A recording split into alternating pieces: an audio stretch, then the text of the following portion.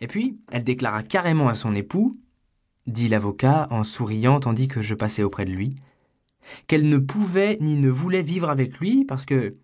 Et il continua. Mais je n'entendis pas la suite de la phrase, distrait par le passage du conducteur et d'un nouveau voyageur. Quand le silence fut rétabli, j'entendis de nouveau la voix de l'avocat. La conversation passait d'un cas particulier à des considérations générales. Et après arrive la discorde, les difficultés d'argent, les disputes des deux parties et les époux se séparent. Dans le bon vieux temps, cela n'arrivait guère, n'est-ce pas ? Demanda l'avocat aux deux marchands, cherchant évidemment à les entraîner dans la conversation.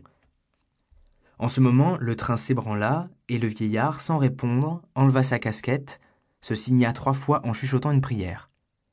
Quand il eut fini, il renfonça profondément sa coiffure et dit « Si, monsieur, cela arrivait également jadis, mais moins.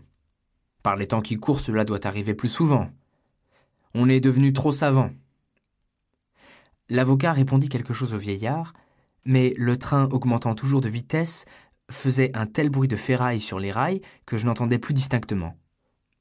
Comme je m'intéressais à ce que dirait le vieillard, je me rapprochai. Mon voisin, le monsieur nerveux, était évidemment intéressé aussi, et sans changer de place, il prêta l'oreille. « Mais quel mal y a-t-il dans l'instruction ?» demanda la dame avec un sourire à peine perceptible. « Vaudrait-il mieux se marier comme dans le vieux temps, quand les fiancés ne se voyaient même pas avant le mariage ?» continua-t-elle, répondant selon l'habitude de nos dames, non pas aux paroles de l'interlocuteur, mais aux paroles qu'elle croyait qu'il allait dire. Les femmes ne savaient pas si elles aimeraient ou seraient aimées, et elles se mariaient avec le premier venu et souffraient toute leur vie. Alors, d'après vous, c'était mieux ainsi ? Poursuivit-elle, en s'adressant évidemment à l'avocat et à moi, et pas le moins du monde au vieillard. On est devenu trop savant, répéta ce dernier, en regardant la dame avec mépris et en laissant sa question sans réponse. Je serais curieux de savoir comment vous expliquez la corrélation entre l'instruction et les dissentiments conjugaux, dit l'avocat avec un léger sourire. Le marchand voulut répondre quelque chose, mais la dame l'interrompit. « Non, ces temps sont passés. » L'avocat lui coupa la parole. « Laissez-lui exprimer sa pensée. »« Parce qu'il n'y a plus de crainte, » reprit le vieux.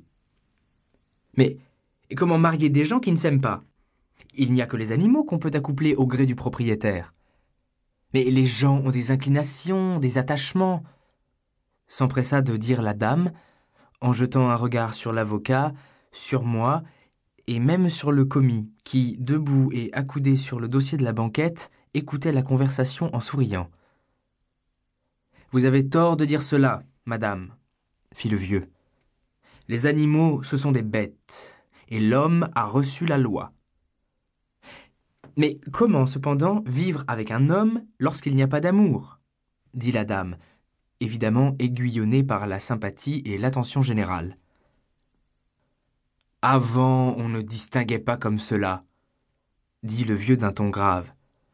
C'est maintenant seulement que c'est entré dans les mœurs. Aussitôt que la moindre chose arrive, la femme dit « Je te lâche, je m'en vais de chez toi. » Même chez les moujiks, cette mode s'est acclimatée. « Ah tiens, dit-elle, voilà tes chemises et tes caleçons, je m'en vais avec Vanka et il a les cheveux plus frisés que toi. Allez donc causer avec elle. Et cependant, la première règle pour la femme doit être la crainte. » Le commis regarda l'avocat, la dame, moi-même, en retenant évidemment un sourire, et tout prêt à se moquer et à approuver les paroles du marchand selon l'attitude des autres. « Quelle crainte ?» dit la dame. « Cette crainte-ci, que la femme craigne son mari. Voilà quelle crainte. » « Ça, mon petit père, c'est fini. »« Non, madame, cela ne peut pas finir. Ainsi qu'elle, Ève, la femme, a été tirée de la côte de l'homme, ainsi elle restera jusqu'à la fin du monde, » dit le vieux en secouant la tête si victorieusement et si sévèrement que le commis, décidant que la victoire était de son côté, éclata d'un rire sonore. « Oui, c'est vous, homme, qui pensez ainsi, » répliqua la dame sans se rendre et en se tournant vers nous. « Vous vous êtes donné vous-même la liberté. Quant à la femme, vous voulez la garder au service. »